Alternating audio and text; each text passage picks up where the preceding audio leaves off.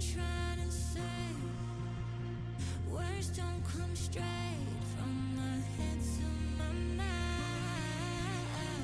It's such a shame that it fell out of place. Was never me that was bringing you down. Why we always looking for more? Why we always looking for more?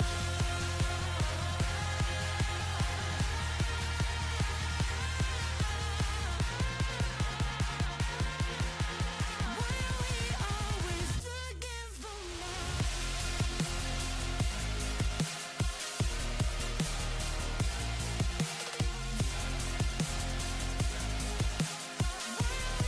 Always looking for more.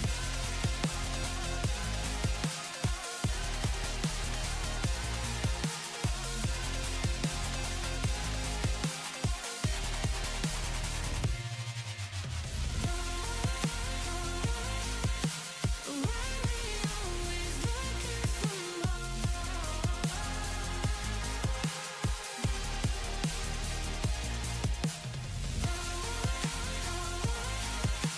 Why we always looking for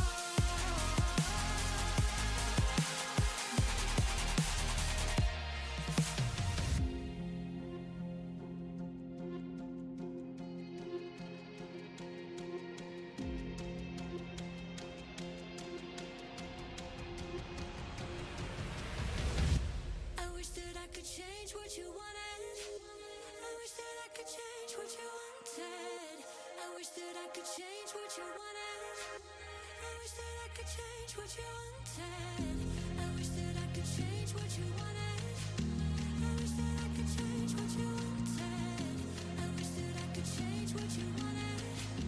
I wish that I could change what you Why we always looking for more? Why we always looking for more?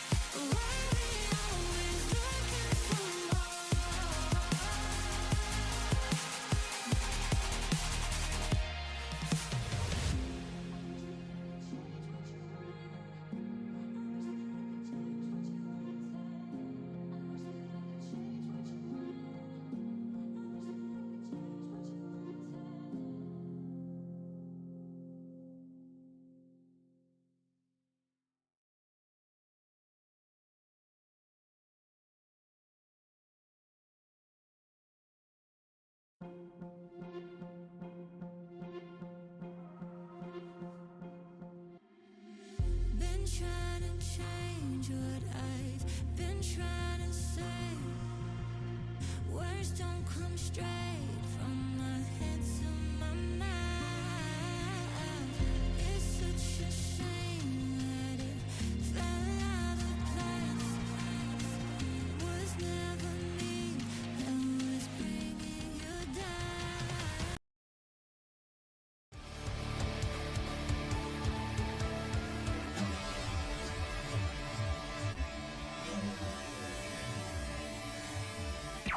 Warning. The Duracell Cup Series data file you have attempted to access is out of date. Uploading current file now. It's a brand new car from stem to stern, and it's never been raced at these speeds. The next gen car is opportunity. Everything is different with the exception of like the seat, the steering wheel, and your helmet. Unknown creates excitement.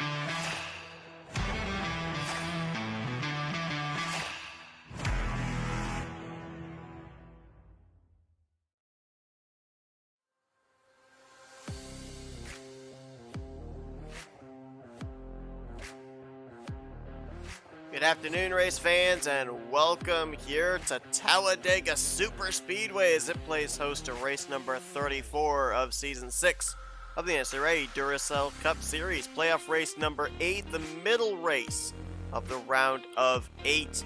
Preparing us for our Final Four, which will be determined when the checkered flag waves next week at Rockingham. But we started off this round at Boston. Things got very interesting in terms of about half of our playoff drivers doing quite well.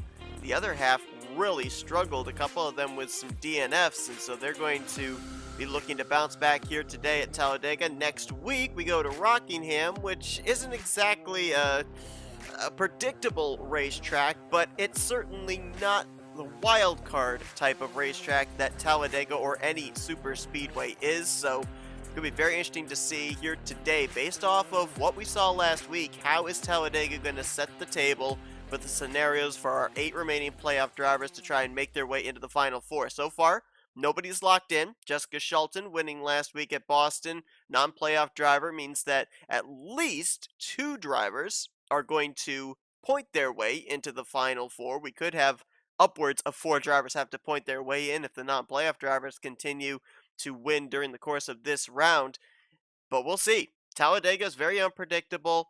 The super speedways this season have been very unpredictable. Daytona, M&M's, Coke Zero Super Speedway, all 3 of those racetracks have brought about, I won't say surprising winners, but maybe winners that we didn't exactly have on our radar. And in the case of 2 of them, M&M's and Coke Zero, it has given us drivers that have made their way into this Elite 8, Kyle Matthews and Michael Norman. But as we take a look at the playoff standings, those are the 2 drivers that struggled the most last week. Michael Norman had a DNF. Kyle Matthews finished, I think it was 2 or 3 laps down.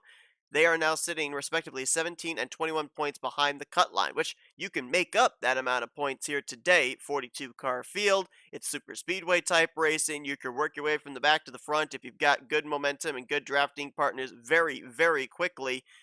But at least want to get within that cut line, within striking range, I would think, here today. If you are those drivers, the other 2 drivers that struggled were Laura Chung and Charles Sanford.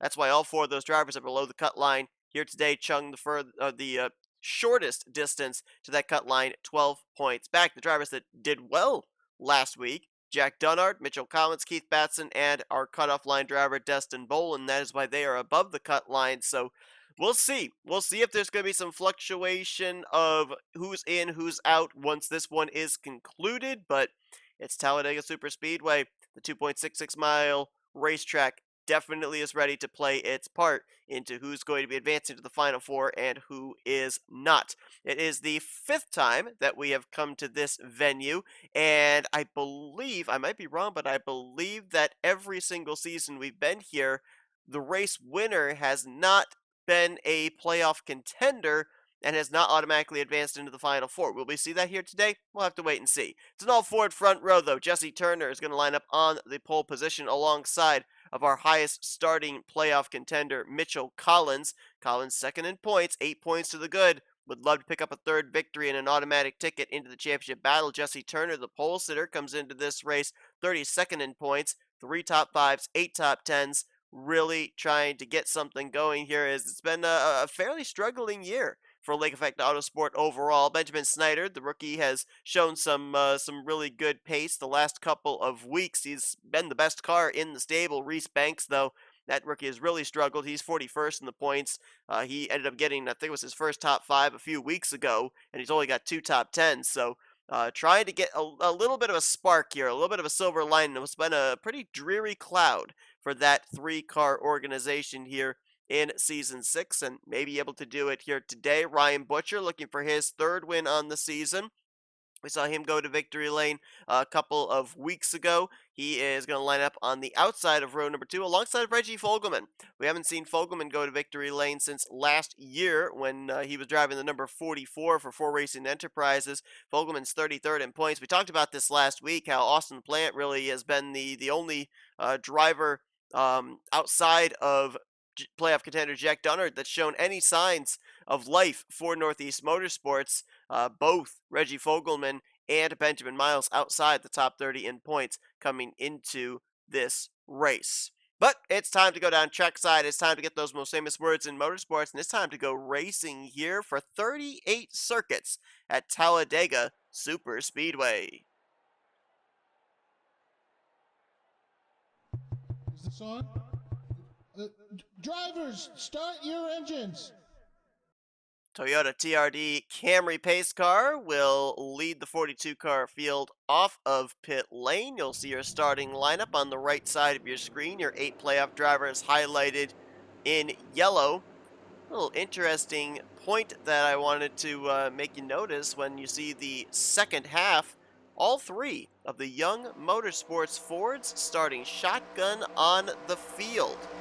Dylan Young 40th, Destin Bolin, playoff driver 41st, and RJ Bishop, 2-time winner, in 42nd. So that says to me they don't have their cars set out for qualifying trim. They were ready when they loaded off the hauler for race trim. Keep an eye on those 3 Fords as they try and make their way through the field. Only 1 driver in the field today. That is a former winner here at Talladega, that being Ryan Brommer. Took the checkered flag back here in Season 4. In Season 2, there was no Talladega race. It was replaced in the playoffs by Armory Digital Super Speedway, in which Jessica Shelton went to victory lane. Of course, we saw Jess pick up the victory last week at Boston, snapping a very long winless streak for the driver out of S3 Motorsports. Now for our 8 remaining playoff drivers, if you win here today, you are automatically locked into the Final 4, regardless of what happens next week in Rockingham, North Carolina. But there's another 34 drivers in the field that they want that checkered flag also. This racetrack has been kind to all manufacturers with the exception of Chevy. The only manufacturer that's not won here. Ford has 2 victories, Toyota has 1, and Dodge has 1. We'll see if the bow ties can break into Talladega victory lane here today. As a member of the start-finish line at Daytona would be right here in the center of the tri-oval, but at Talladega it's almost down to turn 1, midway between the tri-oval and the first corner, so that extra 100, 200 feet could be very important at the close of this race. It's the U.S. Air Force Ford Mustang of Jesse Turner leading us down. And the green flag is waving here at Dega. Also didn't mention this, but that was the first pole on the season for driver Jesse Turner, so congratulations to him. How anxious are these drivers going to be to force the issue 3 wide? Already at the back of the pack, it looked like a couple of the Northeast Motorsports Camaros, LaPlante and Dunnard.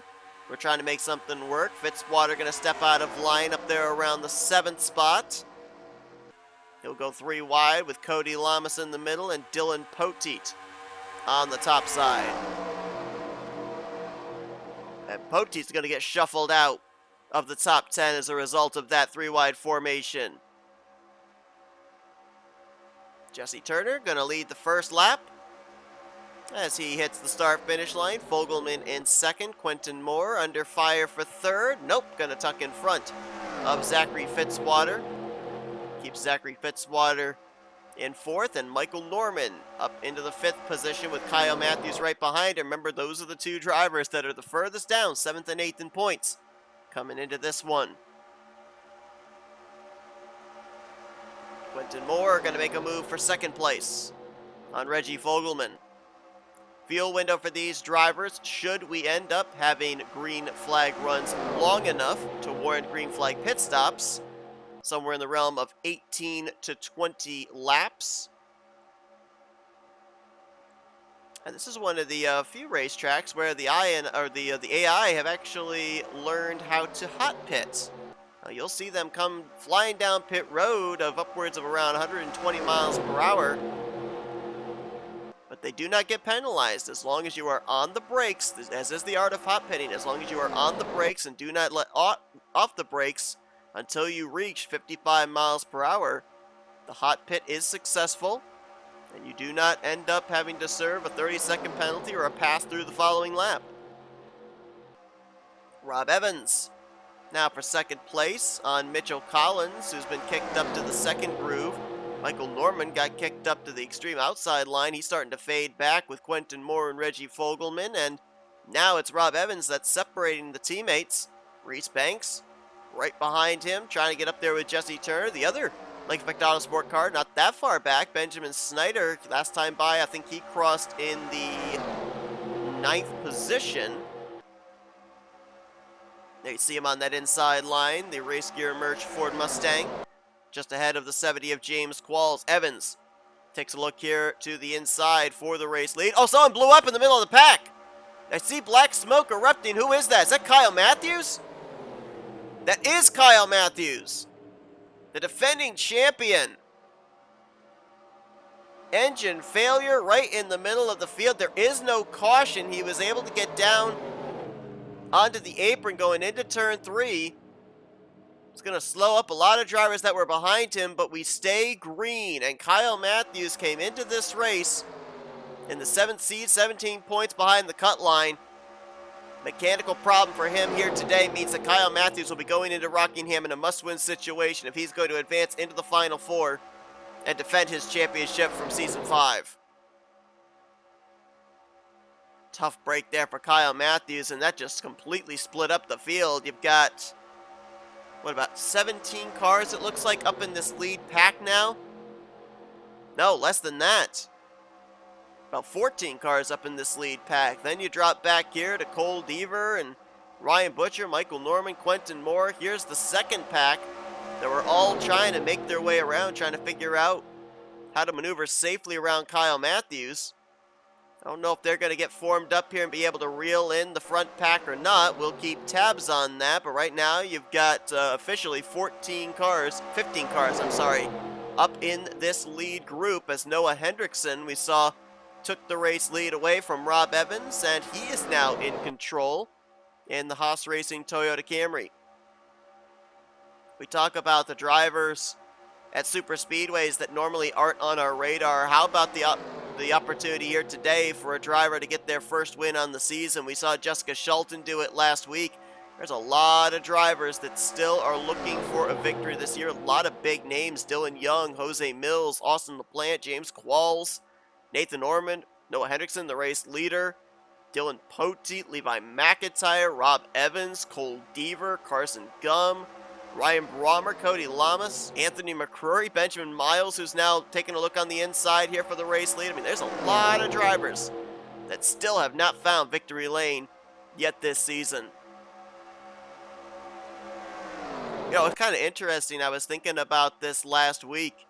Ryan Brommer, we talked about the struggles that he's been having since his jump over to Auto Junction Racing, and we really thought that that was going to be a nice fit for him. Auto Junction Racing was strong last year, had both their team cars, the 77 and the 78, in the Final Four to compete for the championship. Granted, they came up short, but still, incredible season for that team overall. And Ryan Brommer, I don't think many people remember the fact that Ryan is actually a multi-time winner. He's in the top 5 for most all-time wins. And he almost, back in Season 2, almost was the Duracell Cup Series champion. It was the Ryan and Ryan show. Ryan Acosta versus Ryan Brommer. And Acosta was able to be the best finisher that night at Homestead Miami Speedway to take the championship. Brommer, by only a few points, came up short in second position. So, you know, a lot of people forget Ryan Brommer. He's kind of almost one of the cornerstone pillars here of the Duracell Cup Series. Very talented driver, just has had a very down year here, as he is 37th in the point standings, only 2 top 5s and 6 top 10s during the course of these 33 completed races. Is Joshua Osborne now out in front. Osborne is the next to last lowest driver in the point standings that is a former winner this season. Of course, winning at Pocono, 35th in the point standings coming into this one. The furthest in the point standings is actually Daniel Voiles, 2-time winner on the season. Most recent victory back at Hillside. Got his first career victory at North Wilkesboro this year. And how about this? Jesse Turner lost the lead after he was out in front for 3 circuits and works his way back up to the front once again. We've gotten the official word on Kyle Matthews. Engine camshaft is the diagnosis on the Kings Island Chevrolet. So, tough break there for Kyle Matthews. As stated, he was already below the cut line coming into this one. He will need to win next week at Rockingham if he's going to make it into the Final Four. So right now, Jesse Turner and this group, they're running in the low 49-second brackets. Let's check about that second group, which right now is being led, I believe, by Cody Lamas. They are running roughly about 1/10 and a half to 2/10 slower than this lead pack, and they've got more cars. Granted, though, they are 3 wide, several rows deep. That's not going to necessarily help them in terms of straightaway speed. But looking here at Cody Lamas, he last time by ran a 49.2 to the 49.0 of Jesse Turner, who's leading the first group. Let's check lap times this time around. Cody, 49.5. And new race leader Mitchell Collins ran a 48.5. That's a full second faster, this lead group. So that second group's going to need a caution if they're going to be able to catch back up here. I do believe either that or they're going to have to get themselves organized, as Mitchell Collins led that lap. Could be very important here. By the time we are through with Rockingham, that bonus point for a lap led for driver 33. Right now, in this lead pack, we've only got 2 of our playoff contenders, that being Mitchell Collins and Charles Sanford, who right now is running back in the 14th spot. The second pack is where you've got most of the remaining playoff contenders. Keith Batson, last time by, was scored 23rd. Michael Norman in 28th. Dustin Bolin in 30th. And Laura Chung, Jack Donard, right now at the very tail end of that pack. They were scored in 40th and 41st. Last cars running.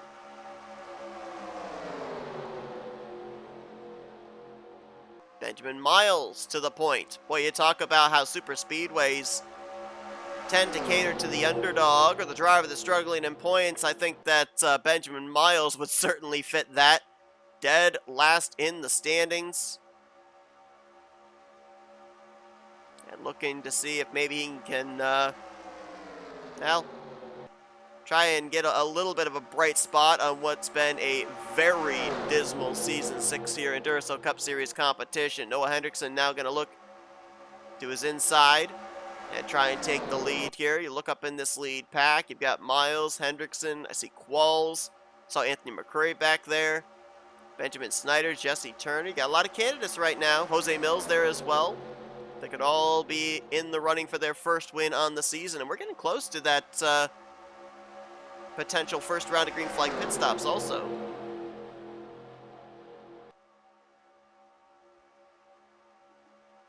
So right now, with Laura Chung where she's at, Michael Norman where he's currently positioned, I believe they still would be below the cut line.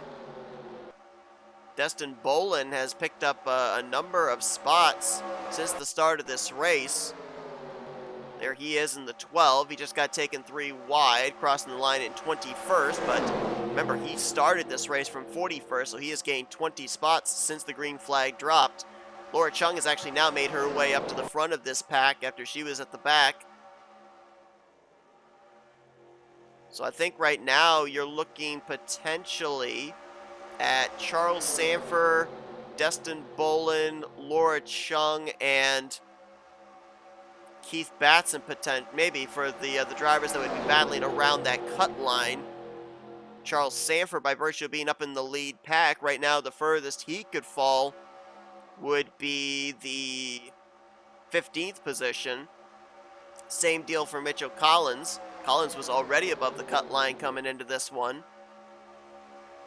Jack Dunnard, though, in the 88. Where is he at here in this group? There he is in the middle. He had a 10-point advantage over the cut line, that being Destin Bolin. He had 22 points between himself and Laura Chung, who was 5th in points, below the cut line. So Dunnard, he's got to get himself up here towards the front of this group that he's in, this pack that he's in.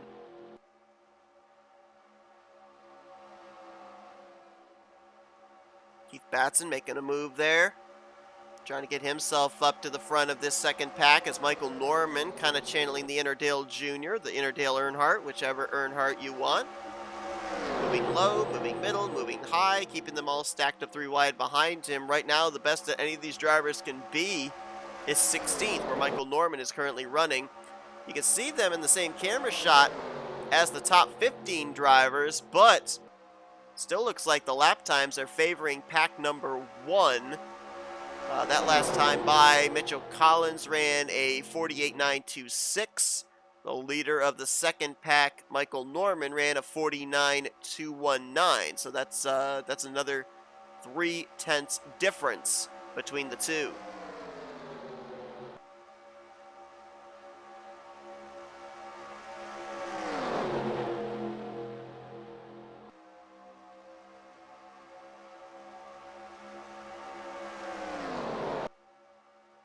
Looks like our side pylon ticker is not working here for this race, unfortunately. As Jose Mills out in front. Nobody has really been able to stay out in front. Jesse Turner has led 5 laps, Noah Hendrickson 4, Benjamin Miles 3, and Mitchell Collins 2. Everybody else that has been out in front has only led 1 lap. If you're just joining us, though, gonna have some big stories heading into next week at Rockingham, mostly surrounding Kyle Matthews. He came into this race 17 points below the cut line after a disappointing run last week at Boston. Engine went south on his 09 Kings Island Chevrolet Camaro back on lap 5. And he has retired from the race in 42nd. He will be in a must-win situation next week at Rockingham. So Charles Sanford, you got to think he'll be fighting here today to try and win, to absolutely guarantee that there will at least be an S3 Motorsports car in the Final 4 at Michigan, as we've got pit stops. Hand out the window for Jose Mills.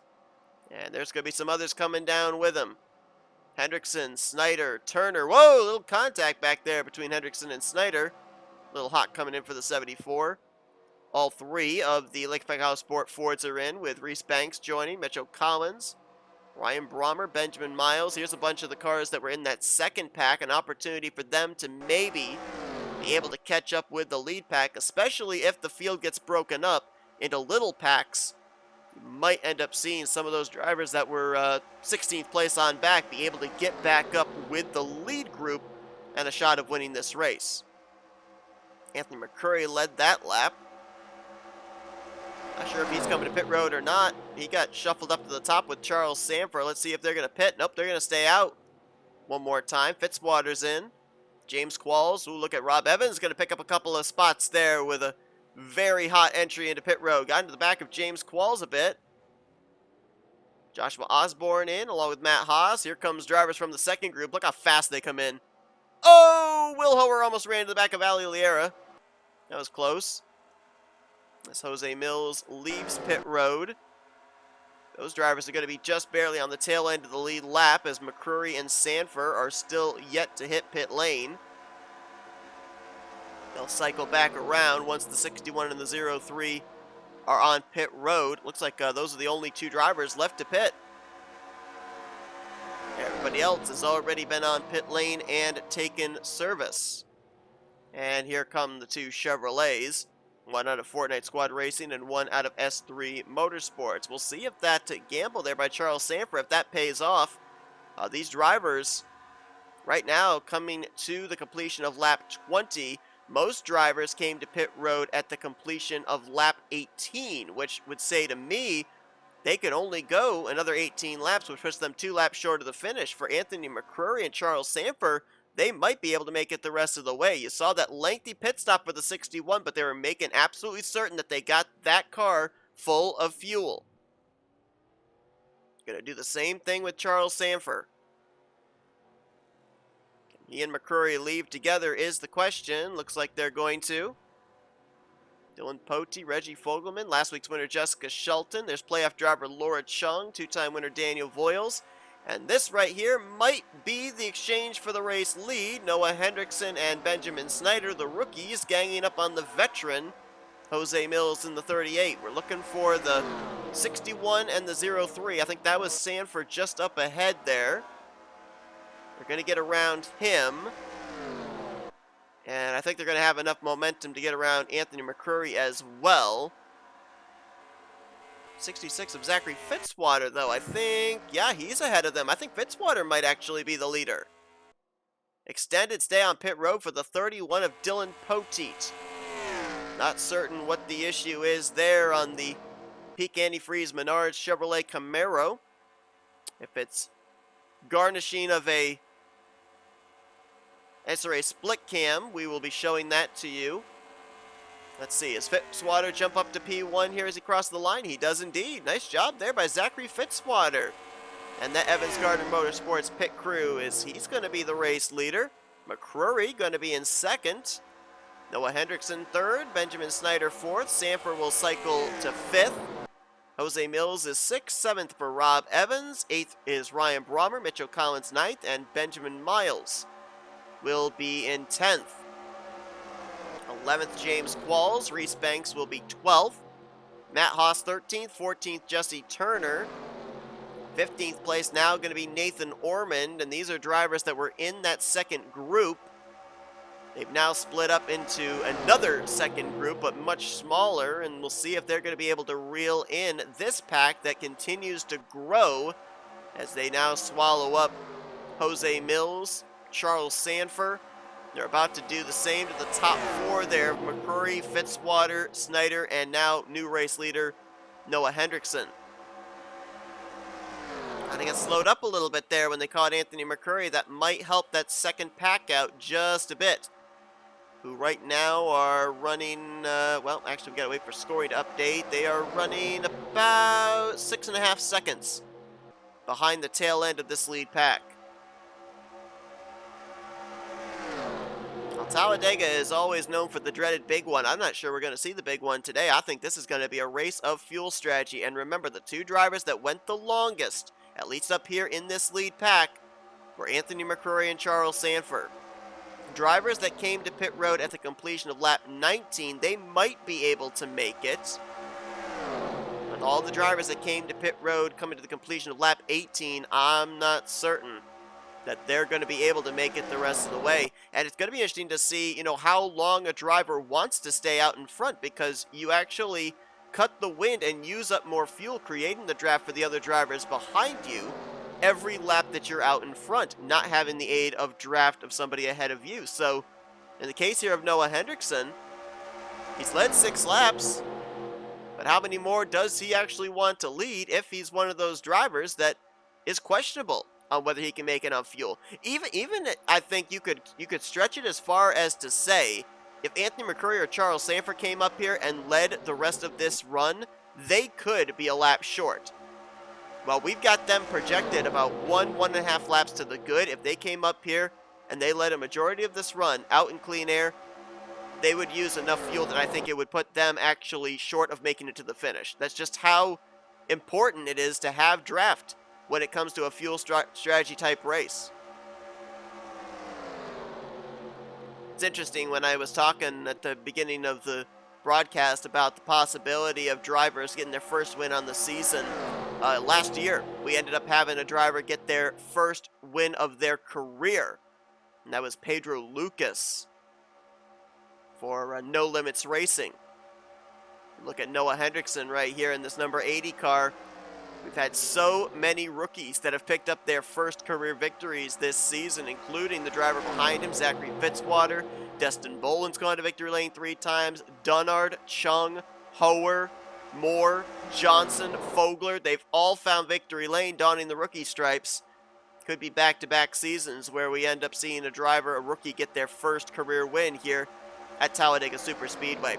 We mentioned about last week drivers that did so well, got really good finishes to start off this round of 8. Dunnard, Collins, Batson, Boland. Right now, there are 2 drivers that are hoping that this race continues the way it is. One of them is Charles Sanford in the 03, right now running in while taking the 4th position away from Zachary Fitzwater. He was 13 points behind the cut line. With where he's at right now, he could very easily have a nice cushion between himself and that cut line heading into next week. The other driver, Mitchell Collins. Now, while it's way too early to say, Collins had a great run last week. He's running up here inside of this lead pack with a chance of a top 10, top 5, maybe even a victory, even if he doesn't win. He was 8 points above the cut line. All the rest of the competition, with the exception of Sanford, is back in the 2nd, 3rd, 4th groups that have all kind of broken up since we had that round of green flag pit stops. Mitchell Collins could potentially be locked into the Final 4 if he has a big enough points gap after Talladega here today. We'll have to wait for the calculations, and of course as well, there's still going to be 11 laps to go when either Evans or Snyder, it looks like it's going to be Evans, comes around here and completes lap number 28.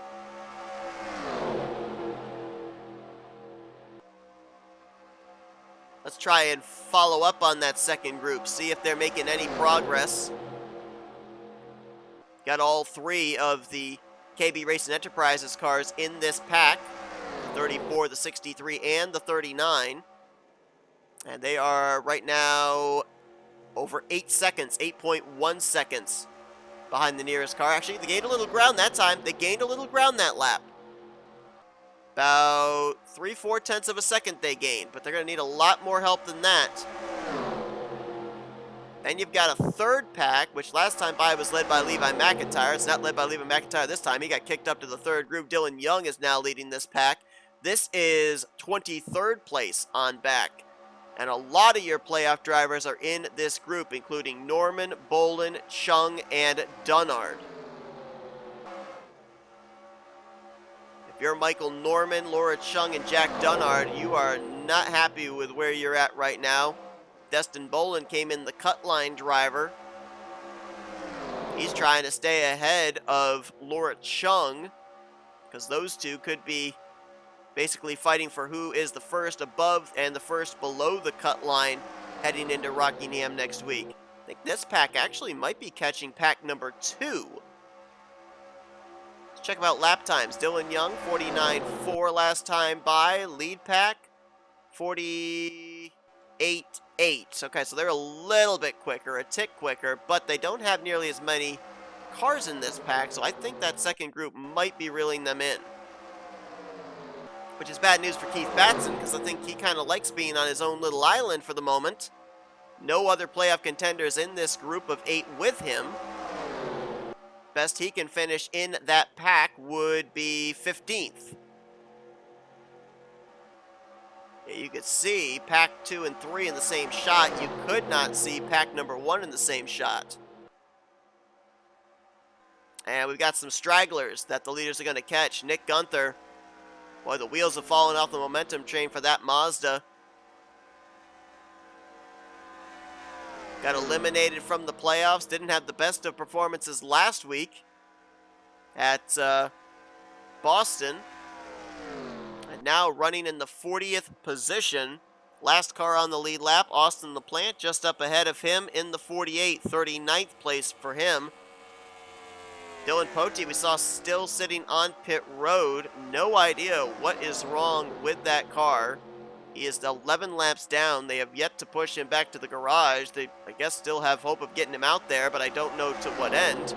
Very unlikely that if he got back out there, he'd be able to pick up any spots better than where he's currently scored. And Kyle Matthews is the only driver in the garage area right now.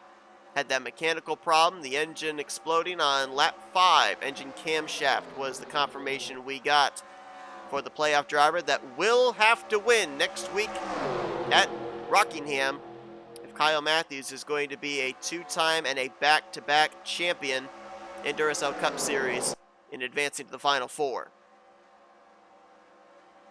So what are we racing to if you're these drivers up here in this lead pack of 14? Are you racing to the next pit stop, or are you racing maybe to the checkered flag? I've noticed that Anthony McCurry and Charles Sanford both have kind of hung towards the back of this pack. They've not made their way to the front to lead.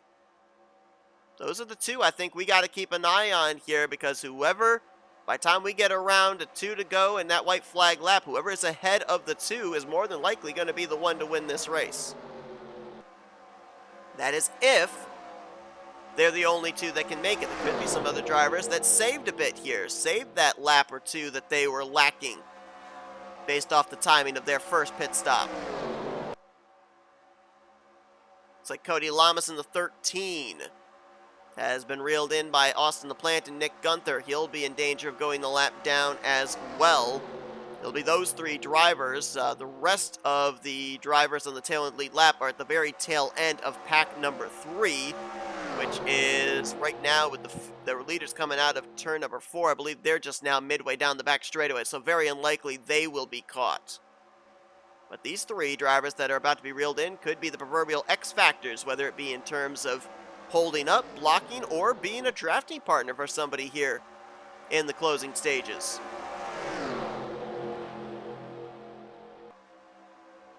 Fitzwater looked like he wanted to go around the top side, but instead he's going to tuck in line behind these drivers.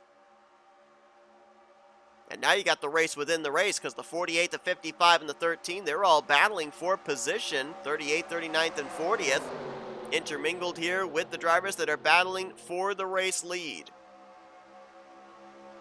Uh-oh, we got a driver pitting, perhaps? 55 might have his hand out the window. You saw Fitzwater jump up to the top there. Nope, I guess not. Just instead decided to go up to the middle line. Charles Sanford with a big push from Anthony McCurry on that inside line, looking for the top spot. Now, Sanford has not led a lap. But if he wins this race, doesn't matter if he led a lap or not. He'd be locked into the championship battle in 2 weeks' time at Michigan. Fitzwater continues to lead.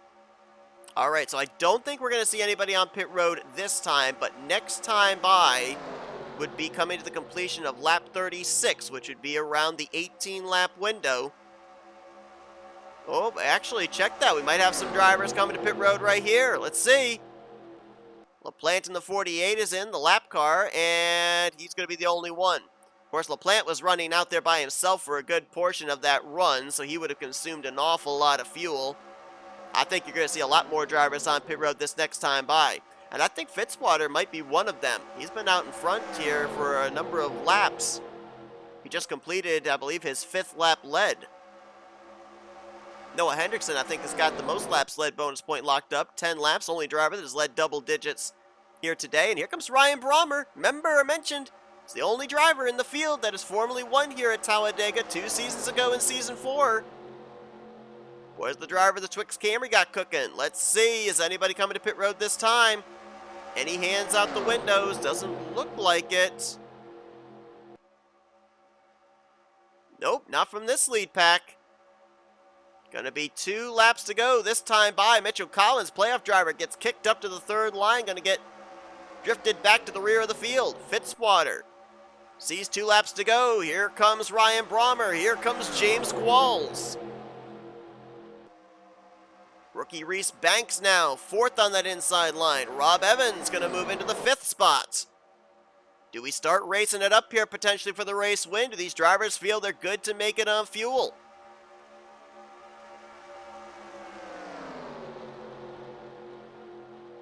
Right here in 3 and 4 will be the telltale sign if anybody's coming to pit road. Qualls drifting up. Does that mean the 66 is coming in? 87 might be coming in. Yes, Brommer's in. Miles is in. Hendrickson is in. Somebody else pitted as well. Mitchell Collins, along with Jose Mills. White flag in the air. Zachary Fitzwater, as we had more drivers just leaving pit road. Who can make it? Right now, it's Fitzwater, Evans, teammates out of Evans Gardner Motorsports, 1-2 here down the back straightaway. Rob Evans looks to the inside. Cody Lamas doesn't go with him. Reese Banks is there. James Qualls, Matt Haas, they've got a shot at this still. Remember, the start-finish line is down near turn 1. Evans to the point. But can these drivers make it on fuel? Evans to the lead. Reese Banks, what does he do? James Qualls getting a push from Matt Haas. Here comes Banks to the inside. We're going to have a photo finish here at Talladega. Evans on the bottom. Banks on the top. Who's going to win it here today? Reese Banks by a splitter. 41st in the point standings. Only 1 top 5 and 2 top 10s coming into this race. And Reese Banks is going to find victory lane for the first time in his career and is yet another rookie that takes a checkered flag this season. That means out of the 13 rookies we had in the rookie class this year, 9 have gone to victory lane. Only 4 left that have not taken a checkered flag this season. It's the first win on the season for Reese Banks. It's the first win on the season for Lake Effect Autosport overall. Turner started on the pole. Banks caps it off with the win. Interval, 23 1/1000ths of a second. Rob Evans so close, and we got a lot to talk about here based off of drivers that stayed out and drivers that pitted there of our playoff contenders in the closing stages, because I know Mitchell Collins pit. I saw Michael Norman had pit. Things are going to be shuffled up for sure heading into Rockingham next week. Banks with the victory. Evans going to get his best finish of the season in second. That's only his second top 5 for Rob Evans. James Qualls, podium finish for him in third. Fitzwater going to bring it home in fourth, and Matt Haas going to complete the top 5. Anthony McCrory and Charles Sanford, they made it on fuel. They get 6th and 7th. Charles Sanford, with his top 10 run, he's going to have, I believe, at least a decent cushion between himself and the cut line. He should be above 4th in the standings, if not 4th in the standings, depending on how it all shakes out. But a well-needed run for him when he was 7th, or make that 6th rather, in overall points coming into today's race. Nathan Ormond, great run there for him in 8th. Jessica Shelton, 1 week removed from her victory last week. She's going to get 9th, and Ali Liera brings it home, the final spot inside of the top 10. All right, where did the rest of the playoff drivers finish? Only 1 finished inside the top 10 today. Laura Chung was the second highest playoff driver. She finished in 15th. Remember, she was 5th in points, 12 points behind the cut line.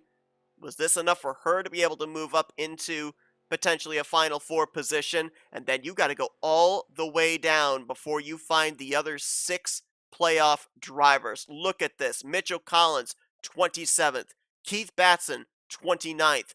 Dunnard, 30th. Boland, 31st. Michael Norman, 37th. After he had the DNF last week at Boston, I believe he and Kyle Matthews, who had the engine failure 5 laps into this race, Michael Norman, Kyle Matthews, they're in must-win situations next week at Rockingham. We had 37 drivers finish on the lead lap. 40 cars finished the race under power. Poteet was on pit road for the last 20 laps. Undisclosed issue for him. And Kyle Matthews was the only driver who was back behind the wall at the conclusion of today's event. But congratulations to Reese Banks, the 9th rookie to go to victory lane. Back-to-back seasons where a Ford driving rookie gets their first career win at Talladega following up Pedro Lucas's victory from Season 5. If you guys enjoyed today's race from Talladega, be sure to give this video a like, subscribe to become part of the crew today. We didn't see the big one, but as you look at your finishing results and now your point standings, this was the big one. Not necessarily in terms of crashed cars, but in terms of finishing positions as opposed to finishing positions. Take a look at what it's going to be for a scenario heading into next week, the final elimination race of the season at Rockingham to determine our Final Four for the championship. We now know with another non-playoff driver going to victory lane, at least 3 drivers will point their way into the Final Four. Will it be 4 drivers, though? We'll have to find out when we head to one of the most historic racetracks on the circuit, North Carolina Speedway, next Sunday. Until then, I've been Seth Cole. You've been watching another broadcast courtesy of NNSCRA TV, offline racing at its best.